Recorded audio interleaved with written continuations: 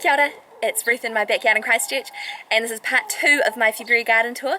So if you haven't seen the first one, check up above and I'll put a link. Otherwise, join me as I show you the second half of my garden. So starting here are my tomatoes, and these are my cherries. They are the only ones that have got some red ones at the moment.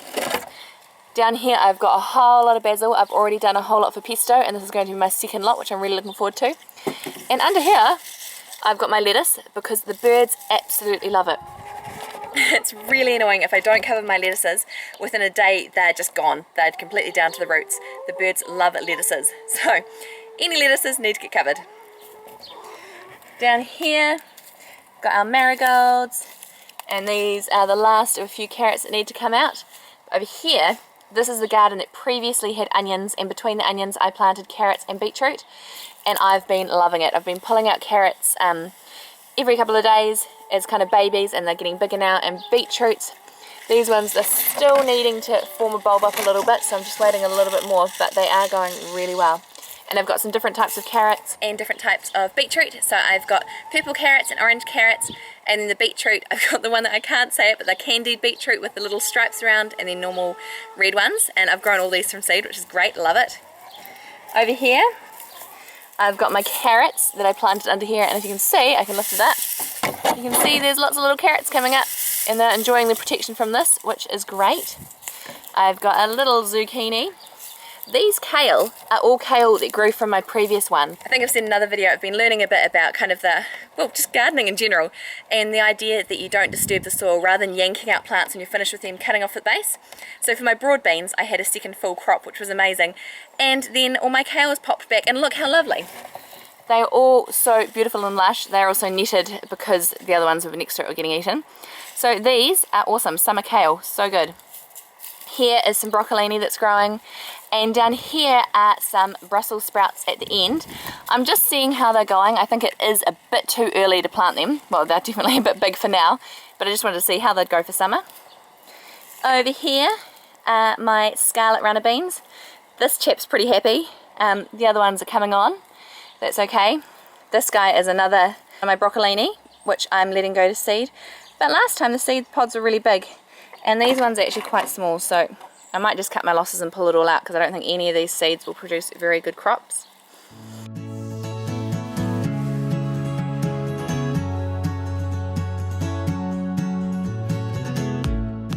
Here's some more lettuce, some more cos, and some other more hearty lettuce that is again netted so the birds don't get it. Wildflowers again, that was in my last video. I absolutely love just coming out and looking at them, watching all the bees, seeing all the different ones open. I love that they open at different times, and you've always got something different to look at, which is so cool. Here is my another little zucchini, and I've actually got another one over here, a green one, which I've just had to go at popping them around random places. I'm needing to grow my space, which is why there was previously bricks down here. We've removed them and we've mowed this area really low, and we've put a little edge along here because we're planning to extend the garden, put maybe some more beds in, and then maybe more ones in the ground. One thing with where we live in Spraydon, and in winter it gets really sodden. We've got a really high water table, and so water just kind of sits on the ground for quite a while, which is why I've tried here just having a go in summer, having some in the ground. But if there's things I want to grow over winter, I'm really going to need to add a few more planter boxes that are raised so that they don't die from just the soil being wet all winter. So that's something hopefully in the next month or two we'll get going, so we can get some crops in, so we can have more garden beds in winter, and that will really help with our crop rotation, especially just I guess learning more about the garden, seeing where the sun is, what garden beds do get sun in the winter, which ones don't. Having one right where I'm standing will probably get sun all year round, which will be brilliant for lots of different things. So back here are our tomatoes. Now again, I've had tomatoes in the other garden. None of them are ready yet, but there's lots of lovely green ones, so they'll be fantastic. And over here are my beans that I need a really good picking because they are all looking great sizes, and I've loved just having these ones added in because I would not have had any space to add more tomatoes or more beans, so that is fantastic. Up here is our peach tree, and it's looking a lot emptier than it was. We've taken about, easily probably 15 buckets off it, and you can see there is still a whole lot more, and we cleared up the ground yesterday and there's still more falling. We just can't quite keep up with it. but it's great. We've given lots away, we've done lots of stewing, and we've got lots more coming on. And here's the ladder ready for pulling things up. This is the tree that's gone down. We cannot believe how much light it's given. We had to take the tree down because when we moved into this place about nearly 3 years ago, the front half was already dead, and we thought, oh, we'll get around to it at some point. And then over summer, another kind of one of the thirds had leaves, and they started shriveling up and dying, so we're like, oh, it's really time to do it. And so we got all this wood that we've been giving away to friends for firewood because we don't have a fire ourselves.